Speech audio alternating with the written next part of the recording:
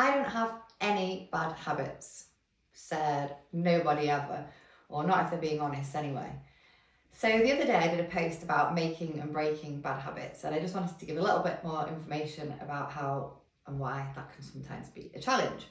So often the habits that we have, which we perceive to be the bad habits, are triggered by the brain's reward system and the dopamine that we get as a result of doing those things, whether it be smoking or online shopping or procrastinating.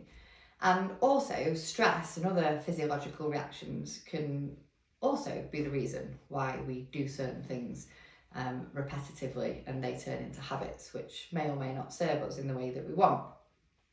So breaking habits is often, well, it's easier for some people than it is for others, and it's scientifically proven that actually replacing a habit is better than attempting to stop doing the thing altogether.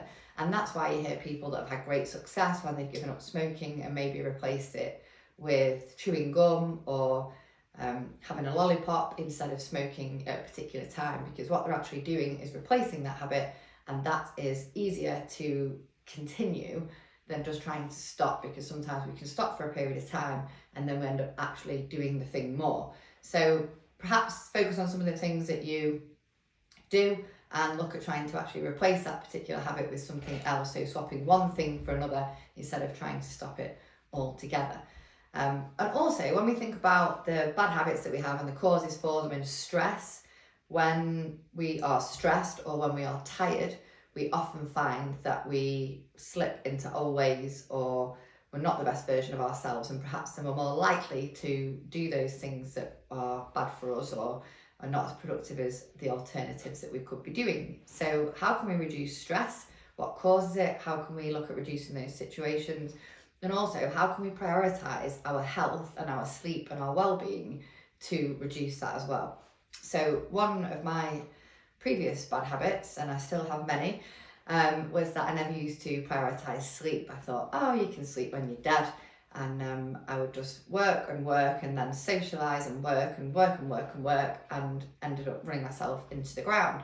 And probably for the last 6 or 7 years now, I prioritise sleep.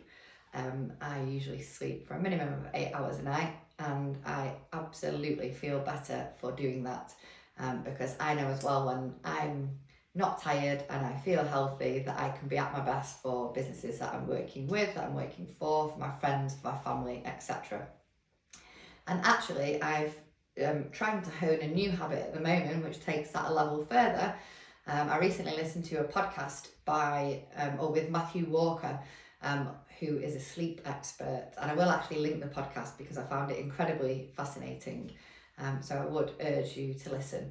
And the habit that I'm trying to hone is that I've actually replaced my phone as my alarm clock with an actual analog alarm clock that you put battery in. And the idea being that I don't take my phone into the bedroom in the evening and end up scrolling, and then suddenly 10 minutes goes by, 20 minutes goes by, and I'm looking at the blue light on my phone directly before bed, and then doing the same thing again in the morning. So now I have an alarm clock, and I'm trying to get better at making sure that every night I leave my phone behind, I charge that elsewhere in a separate room, and I use the alarm clock to wake me up, and then I'm not looking at my phone last thing at night and first thing in the morning. So have a think about your habits and how you could replace them. What is the cause of the thing that you're doing? So if you're multitasking to the extremes and starting lots of things and not finishing them all, how could you have a more prioritised focus time? Or if you're smoking or you're not delegating enough, what could you do instead of that particular thing that would be more beneficial for you and others around you?